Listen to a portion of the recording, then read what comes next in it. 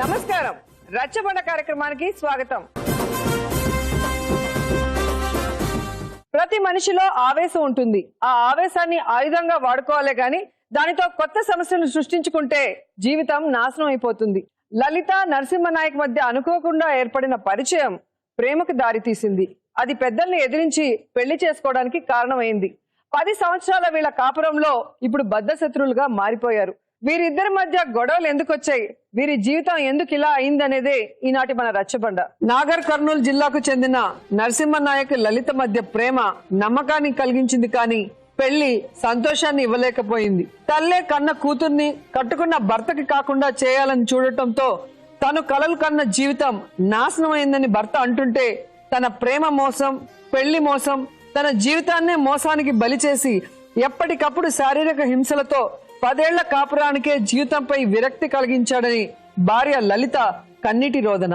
5 నెలల గర్భవతిని అని కూడా చూడకుండా కర్కశంగా హింసిస్తే కడుపున పుట్టిన బిడ్డ మాటలు రాని మూగదాన్ని చేసి పాపాత్ముడంటూ విడిపోయేందుకు భార్య సిద్ధపడితే నా ఇంటి దీపం ఎప్పటికీ లలిత అంటూ రచ్చబండను ఆశ్రయించాడు నరసింహ. ఎంతో ఇష్టపడి పెళ్లి చేసుకున్న వీరి మధ్య దూరం ఎందుకు పెరిగింది? ఈ రోజు భార్య పిల్లలు కావాలని నరసింహనాయక్ అనుకుంటుంటే వద్దని లలిత ఎందుకు అనుకుంటుందో ముందుగా ఆవిడని అడిగి తెలుసుకుందాం. రామ్మా లలిత.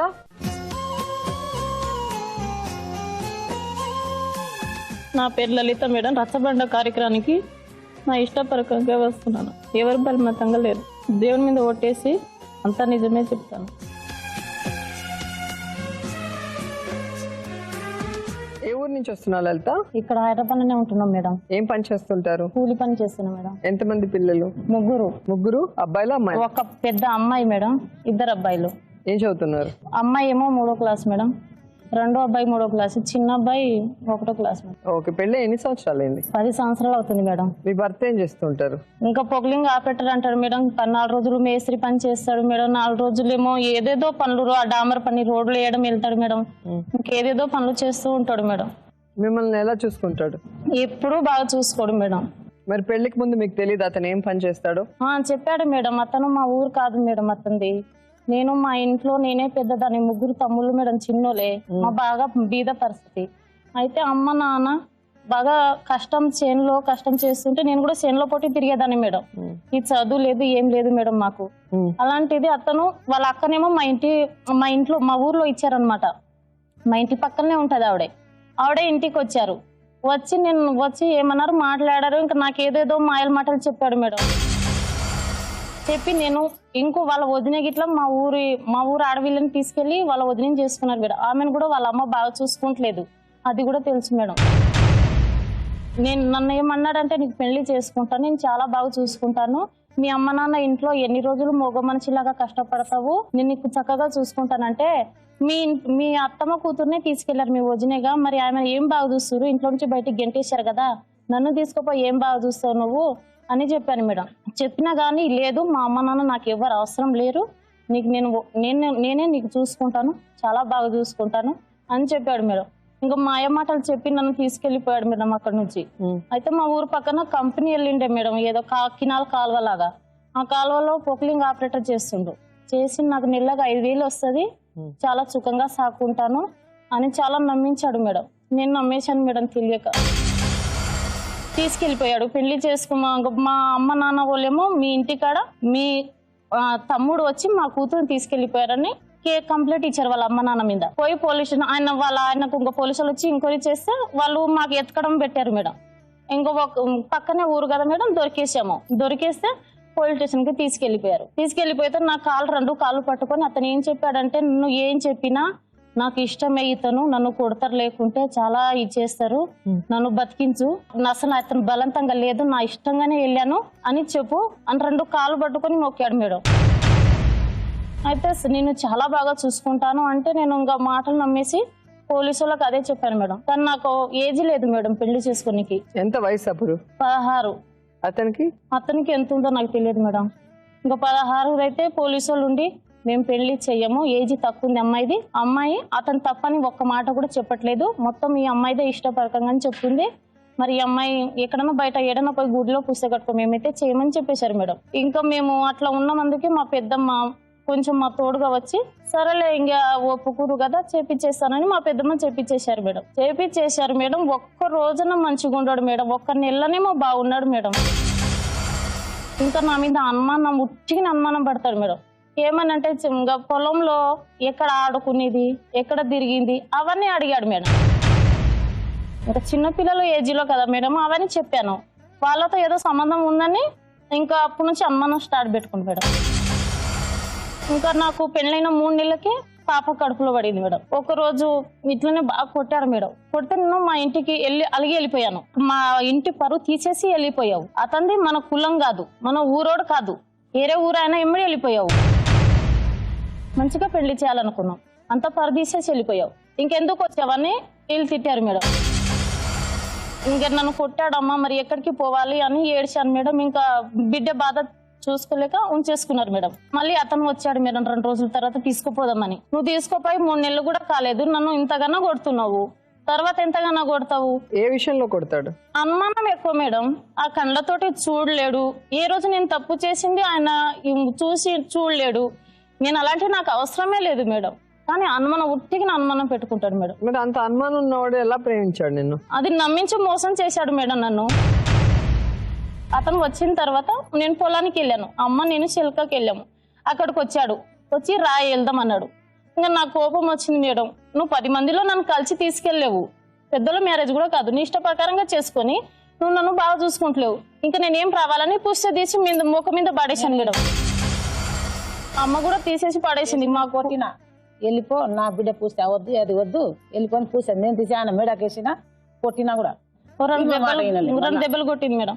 అయితే తర్వాత నా తప్పు నేనే తెలుసుకున్నాను మేడం. ఎలా కాకుండా రేపు మారవచ్చు. నేను అతను ఎమ్మడి లేచిపోయాను. రేపు నన్ను ఎవరు ఇల్వయిస్తారు, వీళ్ళకైనా ఎవరు ఇల్వయిస్తారు అమ్మ నాన్నకు. ఇంకా నేను ఉండడం ఎందుకు, అతనితో సర్దం అట్నుండే బతుకుతాం, ఏదో వీళ్ళకి మారకుండా రేపన్నా మారతాడు కదా అని చాలా ఏటింగ్ చేశాను మేడం. అయినా మారలేడు మేడం.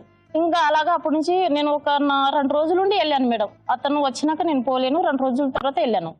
వెళితే అక్కడికి మా ఊరు పక్కన కలవ వెళ్తుంది. అక్కడ ఒక ఊర్లో మా ఊరు పక్కనే మేడం రూమ్ కిరాయి తీసుకుని ఉంచాడు నన్ను. బాగానే ఉన్నాడు మేడం. ఏమైందో అట్లా ఇంకొక 2 నెలలు అట్లనే మామూలుగా గొడవలు జరుగుతూనే ఉన్నాయి.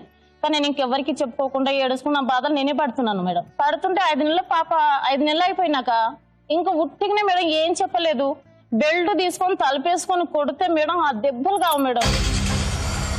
నా ప్రాణం పోయినట్టు అయిపోయింది మేడం. అలాంటి దెబ్బలు కొట్టాడు. ఎన్నో నెలలు ప్రెగ్నెంట్ అప్పుడు? 5 నెలలు కొట్టేశాడు. అయితే నేను ఇంటి ఓనర్ వాళ్ళు బయట నుంచి తలుపులు కొట్టారు మేడం. తలుపులు కొట్టినా గానీ తలుపులు తీయట్లేడు. కింద బొర్రి ఏడుస్తున్నాను మేడం. ఆ బెల్ట్ తోటి మస్తు దెబ్బలు తిన్నాయి మేడం వాళ్ళంతా. ఇంక బొర్రి ఏడుస్తుంటే తర్వాత తీయలేడు. ఇంకా ఏడిసి అతనే సజ్జ మీద ఎక్కి ఉరి పోసుకుంటున్నాడు మేడం. నా చీరతోటి ఉరేసుకుంటున్నాడు. తర్వాత తలుపు తీసాను మేడం. నేనే తీసి ఇంటి ఓనర్ వాళ్ళ కాళ్ళ పడిపోయాను మేడం. నేను బతుకొని నేను చనిపోతానంటే తర్వాత కాసేపు ఆగమ్మని బయటికి తీసుకెళ్లి నీళ్ళు తాపారు మేడం. ఇదంతా బెల్ట్ తోటి ఎర్రగా కడుపు మీద ఎక్కడంటే అక్కడ తగిలినాయి మేడం బాగా. ఇంకా తర్వాత ఒక మళ్ళీ రోజు హాస్పిటల్కి తీసుకెళ్లాడు మేడం. ఇంకా నేను ఏం ఇంకా కాలు మొక్కాడు, ఏలు మొక్కాడు, నేను మారిపోతాను, ఇంట్లో కొట్టాను, తిట్టి నాకు ఎందుకు ఏమో మెంటల్ బాగా తిరుగుతుంది అని అంటాడు మేడం. ఎందుకు ఏం మెంటల్ తిరుగుతుంది, ఇలాంటి దెబ్బలు కొడితే నా ప్రాణం పోతే నువ్వు నీ మెంటల్ నాకు ప్రాణం తీసుకొస్తుందా అని అడిగాను మేడం. అడిగితే ఏం లేదు, నేను ఇంకోసారి కొట్టాను, నా తప్పైందని మళ్ళీ కాలు మోగుతాడు మేడం. సరే భర్త కదా కాలు మోగుతుండు, చేసుకున్నాను జీవితంలో తప్పు, ఎవరు తప్పు వాళ్ళే అనుభవించాలి కదా మేడం. ఇంకా నా తప్పు నేనే అనుభవిస్తున్నా. సరే అని హాస్పిటల్కి వెళ్ళాను మేడం. డాక్టర్లు కూడా ఫుల్ తిట్టారు. అవి ఏమైనా దెబ్బలా, కడుపులో ఉన్న బిడ్డకి ఏమైనా ప్రాబ్లం అవుతుంది. 4 రోజులు ఉండి అక్కడ నుంచి వాళ్ళ ఇంటికి పంపించేశాడు మేడం. వాళ్ళ ఇల్లు లేకున్నది మేడం, చిన్న కొట్టం లాగా ఉన్నది అందరికి. అయితే వాళ్ళ అమ్మగారు వాళ్ళ 2వ అన్నయ్య ప్లాట్ ఉన్నది, అది సగం కట్టేశారు ప్లాటు. దానికి కట్టేద్దాము, మనకి ఇల్లన్నా ఉంటది కదా, నీ పెళ్ళాన్ని పంపించేసి నీళ్లు దూరం ఉన్నాయి కదా మోసి ఇల్లుకు పోయడానికి అని చెప్పారు మేడం. ఎవరు చెప్పారు? మా అత్తగారు ఫోన్ చేసి. అప్పుడు డెలివరీ అయిందా? కడుపుతోటే ఉన్నాను మేడం అని చెప్పేశారు. చెప్తే సరేని వాళ్ళ అమ్మ మాట అయిని పంపించేశాడు మేడం. ఇంకా అక్కడ మాకు పల్లెటూరులో దూరం నీళ్ళు చాలా దూరం ఉంటది మేడం. సంకలో ఒక బిందె, నెత్తి మీద ఒక బిందె మోసుకొచ్చుకొని ఇల్లుకు పోసాను మేడం. మా అత్తగారు మా మామయ్య మాట విన్నది ఆవిడే. మా మామయ్య మాట విన్నది. మా మామయ్య ఒక మాట అనగడం, మా అత్తగారు మందు తాగుతుంది మేడం బాగా, ఇంత సారా ఊగా గొడవ పెట్టుకుంటది మేడం నైట్ అంతా. నన్ను నిద్రపోనియదు. నువ్వు ఇష్టం లేదా ఆవిడకి? ఇష్టం లేదంట మేడం. వాళ్ళ కొడుకుకు ఏదన్నా టీవీలో చూస్తది కదా మేడం, ఏదన్నా బాధలు పెట్టి పెళ్లి చేసేది. నా కొడుకుకి ఇలా మోసం చేసి పెళ్లి చేసుకున్నావే నువ్వు. నా కొడుకు 10 లక్షలు 20 లక్షలు కట్నం తెచ్చేవాడు, నువ్వంతా మోసం చేసావు అన్ని. ఇంకా మస్తు తిడతాడు మేడం. 20 లక్షలు కట్నం ఇచ్చే పని ఏం చేస్తున్నాడు ఆయన? ఏమమ్మా మేడం, అయితే బాగా కొట్టి. చెప్పలేదా మరి నాయనకి బడి నన్ను అడుక్కొని చేసుకున్నాడని? నా కొడుకు అలా ఎప్పుడు చేయడు. నా కొడుకు నమ్మకం మాకు తెలుసు. అదంతా నువ్వే చేశావు. మీరు ఏదో మందు పెట్టి మాయ చేసి మీరే చేసేశారు. నా కొడుకు నెలకు 5,000 10,000 సంపాదిస్తున్నాడని నా కొడుకు కళ్ళు వారవలేక మీరే చేసేసారని చెప్తుంది మేడం. నేను అన్నాను, మా ఇంట్లో ఏమన్నా 10 మంది ఆడపిల్లలు లేరు అత్తమ్మ, మా అమ్మ నాన్న ఎప్పుడు పెళ్లి చేద్దామని, నేను ఉన్న ఒక్క బిడ్డనే, నాకు ఇల్లమ్మే భూమి అమ్మే చేసేవారు. నేనేమన్నా నీ కొడుకు ఎంట పడలే అంటే నా కొడుకు తప్పు తీస్తామని జుట్టు పట్టుకొని ఇంట్లో నుంచి లాక్కొచ్చి బాగా కొట్టింది మేడం. అప్పుడు మీ ఆయన లేడా? లేడు. మా రెండో బావగారు ఉన్నాడు మేడం. మా పెద్ద ఆడపిల్ల ఉన్నది, చిన్న ఆడపిల్ల ఉన్నది, ఇద్దరు. అయితే వాళ్ళు కొంచెం ఇడిపించినారు. ఇడిపిస్తే నేను నాకు సూట్ కేసులో బట్టలు నేసి వీళ్ళ దగ్గర నేను ఉండకూడదు, ఇంతగానో కొడుతున్నాను. సూట్ కేసు ఎత్తుకొని పోతే ఆ అమ్మాయి ఎంటెంట ఉరికొచ్చి మా అన్నయ్య కొనిచ్చిన చీరలు ఎందుకు తీసుకోపోతున్నావు అని, పెళ్లి కాలేదా మేడం, అమ్మాయికి చదువుకుంటుంది, సూట్ కేసు గుంజుకొని చెంప గట్టి కొట్టింది మేడం. అంత ధైర్యం ఏంటి అమ్మాయికి? ఏమో వాళ్ళ అన్నయ్య సపోర్ట్ మేడం అదంతా. నువ్వు మాకు వంట చేసి పెట్టట్లేవు, మాకు నీళ్ళు తెచ్చి పెట్టట్లేవు అని గొడవలతో గొడవ పడతారు మేడం రోజు. వాళ్ళ అన్నయ్య ఫోన్ చేసినప్పుడు ఇంకేం చెప్పారు మేడం. ఇంకా ఆయన 2-3 నెలల తర్వాత వచ్చాడు. వచ్చినాక నేనుండి చెప్పాను, నేనైతే ఇక్కడ ఉండను, అయితే మా ఇంకో బావగారులు ఉంటారు మేడం, వాళ్ళ చిన్న కొడుకు వాళ్ళ ఇంటి దగ్గర కొట్టి పంపించేశారు మేడం. ఆయన ఇంటి దగ్గర 2 రోజులు తిని అక్కడే పడుకొని అక్కడే ఏడుచుకుంటూ ఉన్న ప్రెగ్నెంట్ తోటి. మా బావగారు మా ఆయనకు ఫోన్ చేశారు. చేసి ఏమైంది అన్నయ్య అని, నాకు అనుకుంటే ఇట్లా సంగతి ఎవరు గొడవలో ఏమో తెలియదు కానీ ఈడైతే ఉంది కానీ ఇంకా అక్కడనే ఉండండి అన్నయ్య నేను వస్తున్నానని చెప్పాడు. చెప్తే ఇంకా ఆయన వచ్చాడు. వచ్చి నాకు అడిగాడు. వచ్చి నాకు అడిగితే ఇట్లా సంగతి, నువ్వు అందుకేనా నన్ను నువ్వు కొట్టి ఇంత ప్రాణం తీస్తున్నావు, 1 సంవత్సరం కూడా కాల ఇన్ని బాధలు పెడుతున్నారు, నేను ఎట్లా ఉండాలి, అసలు ఏం చేయాలి, నేను చచ్చిపోవాలా అని నేను చాలా ఏడిచాను మేడం. ఏడేస్తే అవన్నీ ఏమొద్దు, నేను తీసుకెళ్తా, ఇక్కడ ఏమొద్దులే, మా అమ్మ వారవదు అని చెప్పాడు మేడం. సరే అని నేను నా పెళ్ళైనప్పుడు మా పెద్ద ఏం చేసిందంటే మేడం, కొన్ని గిన్నెలు వంట చేసుకుని సామాన్లు అవి ఇచ్చింది మేడం. అవి నేను సదురుకుంటున్నా మేడం. నా కొడుకు తెచ్చిన వస్తువులు ఎడికి తీసుకోపోతున్నావు అని వచ్చి ఇట్లా తంతే మేడం. నేను అంత దూరం పోయి పడ్డాను మేడం. మరి ఈయన లేచి ఏం కొట్టట్లేడు, ఏమంటలేడు మేడం. ఆయన ముంగల్నే కొట్టింది. ఊకోమని ఆపేసిండు అంతే. అయితే నేను ఇంకా ఏడుచుకుంటా ఇంక అట్లనే పడుకున్నా. చీకటి అయిందిలే పొద్దున్న వెళ్దామని చెప్పాడు మేడం. సరే అని పొద్దున్న వెళ్దాం. మా పెద్దనాన్న చనిపోయాడని నా ఫోన్ వచ్చింది మేడం. సామాన్లన్నీ కట్టుకొని, హోలీ పండుగ రోజు మేడం ఆ రోజు. అయితే సామాన్లన్నీ కట్టుకొని ఇంకా బస్సులోకి అమ్మ వెళ్తున్నాము, మా మామ చనిపోయాడంటే, మామన చనిపోని అత్తన్న చనిపోను, నాకెందుకురా, నువ్వు నీ పిల్లలు ఇద్దరు పోయి చచ్చిపోండి, నాకెందుకు అని చెప్పింది మేడం. ఇంకా ఏం పట్టించుకోకుండా వచ్చేసిండు. వచ్చేసి మేమేమో అటు వెళ్ళిపోయాము డైరెక్ట్. మా తమ్మునికి పిలిచి పెద్దకొత్తపల్లిలో మా తమ్మునికి పిలిచి సామాన్లని ఇంటికి పంపించాం మేడం. 1 రోజు ఉన్నాము, వచ్చేసాం మేడం. వచ్చేసిన తర్వాత ఇంకా మా ఇంటి దగ్గరనే ఇంకా నాకు అక్కడ కర్నూలు సైడ్ తీసుకెళ్లాడు మేడం. మళ్ళీ ఇంకా అమ్మ ఏం చేసింది, అక్కడ కూడా నీళ్ళు ఎంత దూరం ఉంటుందో చిన్న తమ్ముని తీసుకెళ్ళమ్మా, నీళ్ళు గిట్లా తెచ్చి బిందె ఎత్తుకొస్తాడు కదా అని అమ్మ పంపించేసింది. తమ్ముడు చాలా చిన్నగా ఉన్నాడు మేడం.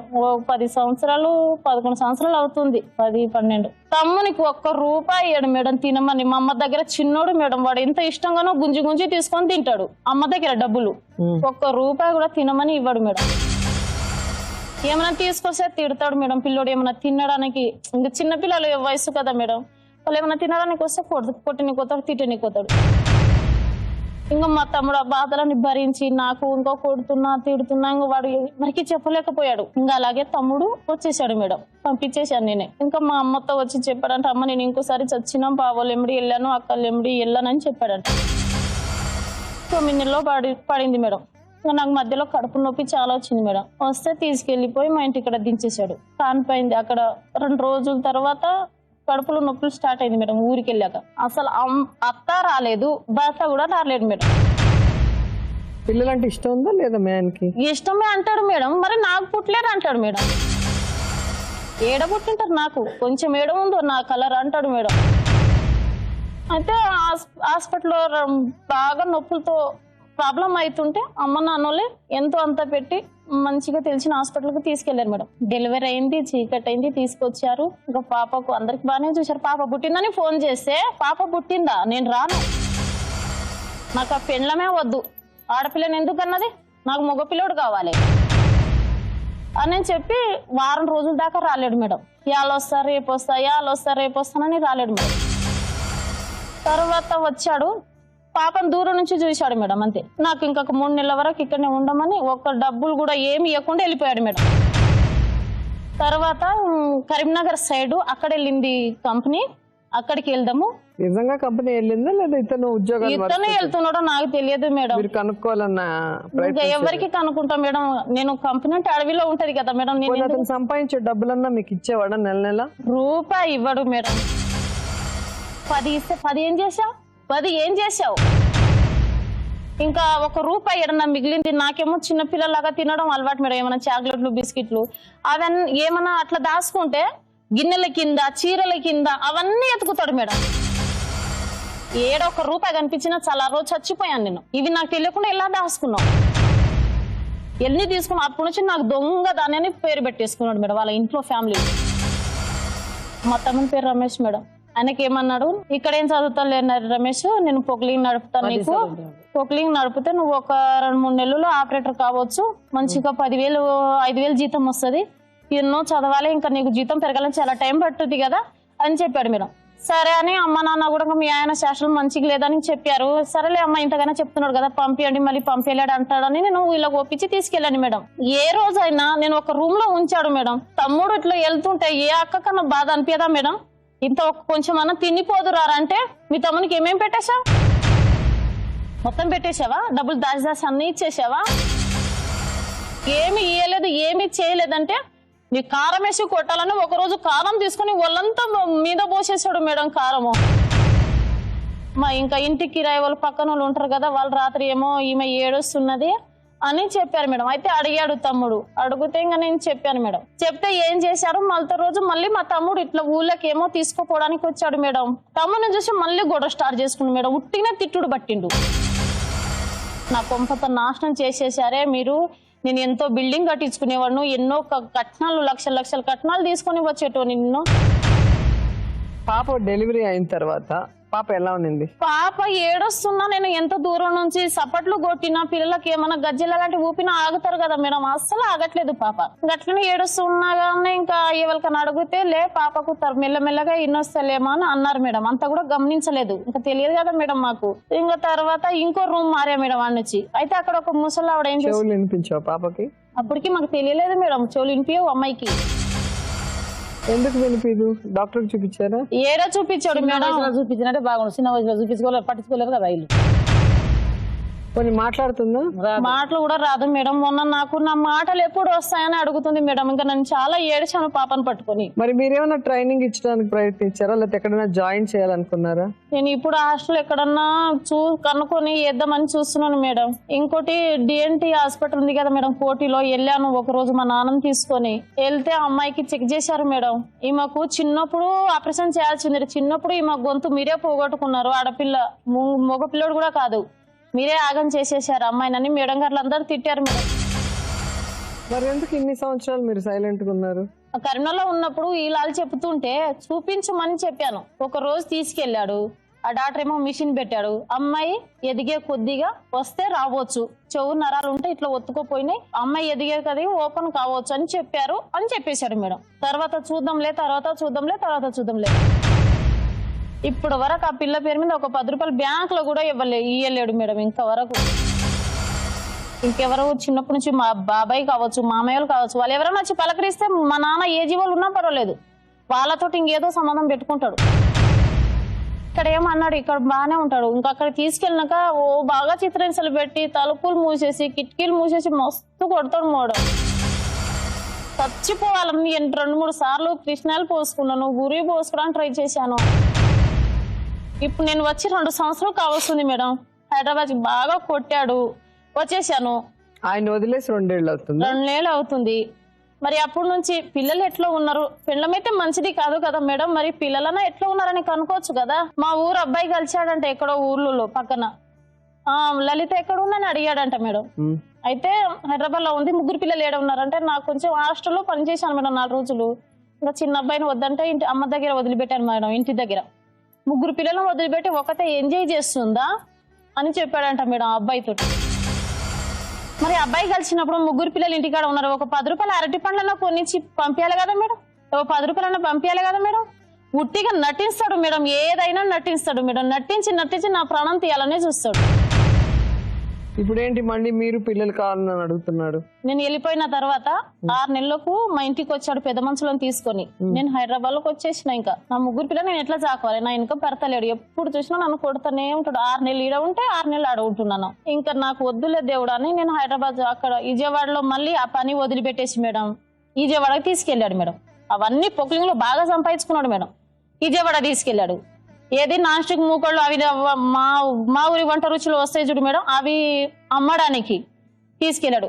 మీ వాళ్ళ దగ్గర ఒక 50,000 అడుగు అన్ని, లేకుంటే మీ నాన్న దగ్గర నువ్వు పడుకో, మీ తమ్ముని దగ్గర నువ్వు పడుకో అంటే నువ్వు కూడా మీ అక్కలకు చెల్లెలకు అట్లే చేస్తావా అంటే ఇంకా దెబ్బలతో మాట్లాడతాడు మేడం. ఆ మాట అన్నప్పుడు లాగిపెట్టి ఒక తనుదనాల్సింది. ఇంకా నాతోటి కొట్టించుకుంటాడా మేడం, ఏమైనా గట్టిగా మాట్లాడితే మాట్లాడింది ఇంకా కొడుతూనే ఉంటాడు మేడం దెబ్బలతో.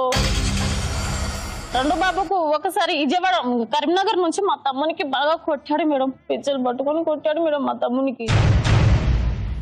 మా ఇంటి పక్కల వాళ్ళ అక్క నాకు కొంచెం నేర్పించింది మేడం. అప్పుడు కులం చెడిన సుఖమన్నా ఉంటావు, మా తమ్ముని వెంబడి వెళ్తే నువ్వు బాగుంటావు, మీ అమ్మ నాన్నలు ఊకే గొడవ పెట్టుకుంటున్నారు, నీకు బాగా కష్టం చేపిస్తున్నారు అని ఆమె కూడా కొన్ని కారణాలు చెప్పింది మేడం. వీళ్ళందరి మాటను నమ్మి నన్ను ఇంత చిత్రహింసలు పెట్టుకుని ఇంకా నన్ను పెళ్లి చేసుకున్నావని నేను కేసు పెట్టాను మేడం. నాకు వద్దు ఇంకా భర్త అని నేను కేసు పెట్టాను మేడం. ఇష్టం లేనప్పుడు నా ఫోటో నాకు పడేస్తాను కదా మేడం, నేను దాచుకుంటలేటు వాళ్ళకి ఇచ్చేస్తాను, పొయ్యిలో వేసేస్తాడు మేడం కాళ్ళ పెట్టేస్తాడు. మా ఆడవిలు ఏం చేస్తే ఇప్పుడు నా భర్త కొట్టిన